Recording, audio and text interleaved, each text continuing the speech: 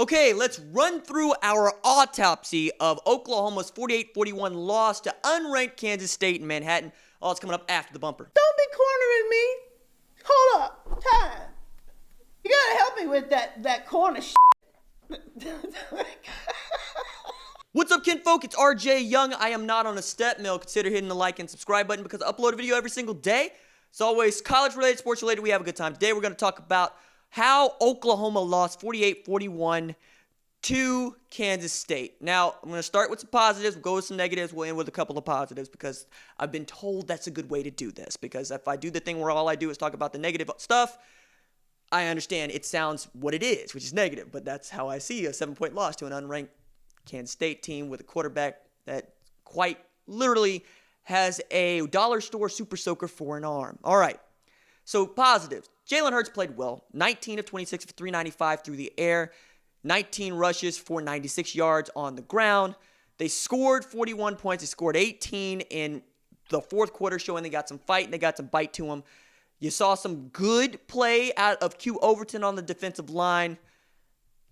It's about all the good stuff I have to say about the defense. Yeah. Okay, Oklahoma's playing for a Sugar Bowl right now. Try to win the Big 12 championship. And then, yeah, I think right now there's really good chance of Oklahoma and Georgia playing the Sugar Bowl. And I think that would actually be a lot of fun, especially since those two fan bases are kind of the same when it comes to how we view each other and we view ourselves. I would put Clemson in that boat, but Clemson is also undefeated, won a national championship this decade. Georgia hasn't won one in 30 years. Oklahoma hasn't won one in 20 years. We got the whole Rose Bowl thing, which I'm going to get back to, but that's where the positives end. Now let's talk about the things that went wrong, in which I pinpointed a few. The first one is 6 carries for the running backs. Trey Sermon, Kennedy Brooks were the only running backs of the 4 that Lincoln Riley swore up and down he loves. And he gets to say that we have the deepest stable of backs that we've had here in a long time, or as deep as we've ever had. And not just Kennedy Brooks and Trey Sermon, but also TJ Pledger and, of course, Ramondre Stevenson. TJ Pledger made his presence known. We'll get to that. But Ramondre Stevenson was not heard of, particularly when talking about run the ball. When Jalen Hurts has as many completions as he does rush attempts, that's bad. And now all of your theories about what the running backs are doing and why they're doing it are on the friggin' table. I'm not the person that thinks that Trey Sermon is kind of somehow in the doghouse or that you should scheme for him. I think that he's a running back and they're all tailbacks, and how it crumbles is how it crumbles. But in this particular game, when you're looking at the box score and you're looking at the play on the field, you could see that, one, Oklahoma goes up 10-0, so you're up 2 scores to start the game, and then you get beat down 41-13 basically almost the rest of the way, right? And you're playing from behind.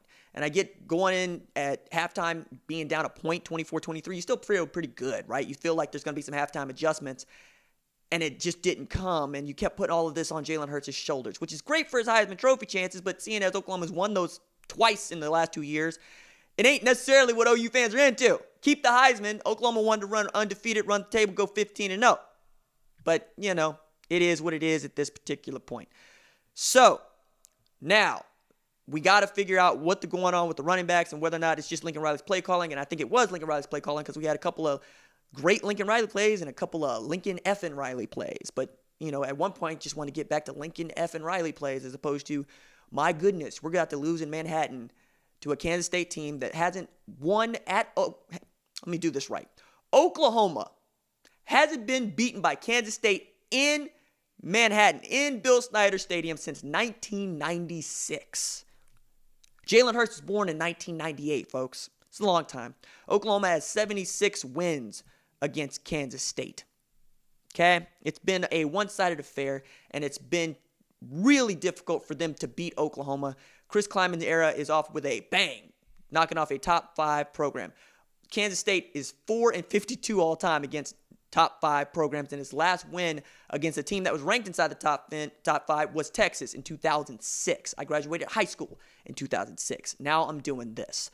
The next thing we got to run through is Grinch tipping his pitches, man. Like, there's one thing that I picked up on in game, which was whenever they did the late slant or the late shift to slant on the defensive line, Kansas State read it, and then they ran the other way. They ran against the slant, so the guys were already slanting themselves out of the play in lots of cases. And there was something that Kleiman and Courtney Messingham saw in film that allowed them to do this time and time again, because they just kept hitting dingers. Every time they read that 3 technique, they were right. Every time they guessed which way that the defensive line was slanting, they were right. Linebackers were running themselves out of play in over pursuit. You saw things like Kansas State using the jet motion sweep to force a rule, right? Kenneth Murray Jr., will linebacker, has a rule that if the tailback flares out or you see that jet motion, he goes, right? He goes flying toward that side of the field and trying to take that tailback out against that little bubble screen, little swing pass. But they would also use that to get Kenneth Murray Jr. out of the play and run the play away from him, or run it toward the gap that he had created by flaring out too wide. It's a rule in Grinch's scheme, and that's what I mean by, tipping your pitches. And it's the first time we've seen Alex Grinch get out coached, quite honestly. And it was actually really phenomenal to see.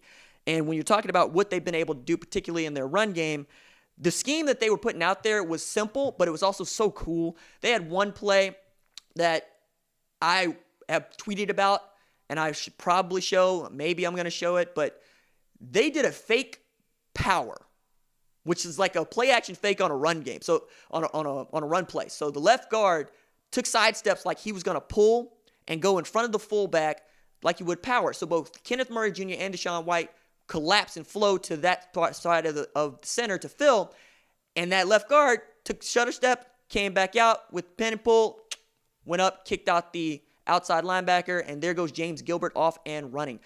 Kansas State had not had a 100-yard rusher against a Power 5 team all season.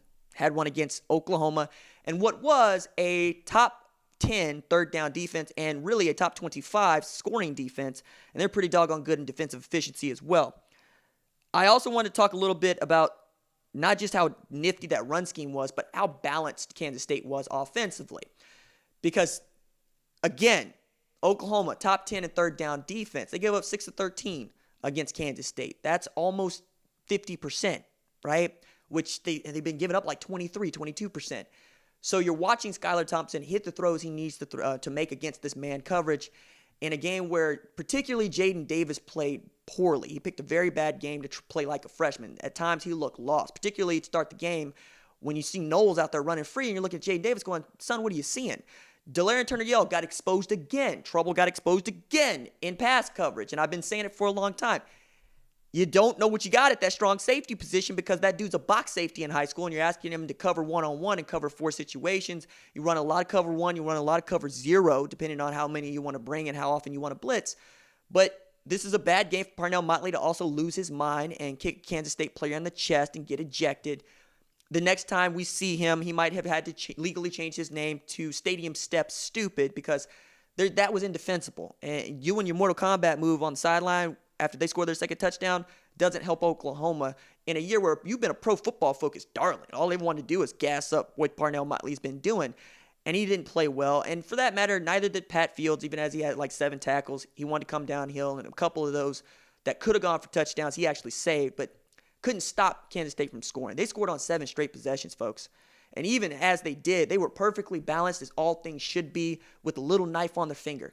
213 yards passing, 213 yards rushing for 426 against Oklahoma. Skylar Thompson did exactly what he needed to do to win this football game, as did James Gilbert, as did Scotty Hazelton's defense, which was phenomenal. Wyatt Hubert was just abusive to Eric Swinson at left tackle. And you couldn't run the ball, but then again, you didn't try to run the ball with anybody else other than Jalen Hurts. Now we got to wonder if, does Lincoln want this to be the Jalen Hurts offense, or does he want it to be his offense? And I would think that he wants it to be his offense, and if falls have falls. But at some point, you also have to look at that and say Jalen Hurts is the only person getting positive yardage when you're talking about running the ball. CeeDee Lamb makes valiant efforts late, particularly, but the interception that Baskin threw off of Rambo's hands hurts you. It hurts you terribly because then you turn the ball over and they get the ball at the 14 positive and they go and they score, which is what you're supposed to do. They're running beautiful things like little halfback draws, little QB draws. They are rounding out the linebackers, doing all the little things you're supposed to do well, things that we expect to see from a Kansas State coached football team, no matter who it is. Now we really got to start to talk about Lincoln Riley's clock management, okay? Because he made a timeout late that Bob Stoops would have been proud of. Let the play clock run down, then call timeout because didn't know exactly what he wanted to do. I don't think that that's where the game was lost, but it certainly didn't help you. And we could talk about the onside kick, and we could talk about the rule that states that if the player gets blocked into the kick, then it's not his fault that he touches the ball before it goes 10 yards. That's also interpretive, and the way that you're interpreting that should not really decide. The outcome of the game should not come out in that. Even as people think, hey, he was blocked into it. Trajan Bridges' fault that he touched the ball at 9 yards before, 1 yard before it rolled 10 yards. And he recovered, but that was the way that it was going. Nothing broke Oklahoma's way, but it shouldn't have had to break Oklahoma's way. It's a better football team than Kansas State on paper and supposed to be better coach. But I sent this clip of the fake pull power to my buddy Jerry Ostrowski, who contributes to this channel from time to time. He's on my radio show on Fridays from 10 to 11. We talk a lot of ball. We talk a lot of offensive line theory. And I picked this up, and he says, man, that's awesome. Like, it was end zone cut, and he really enjoyed it. He sent it to a couple of his head coaching buddies, and they're like, yep, that we saw them do that.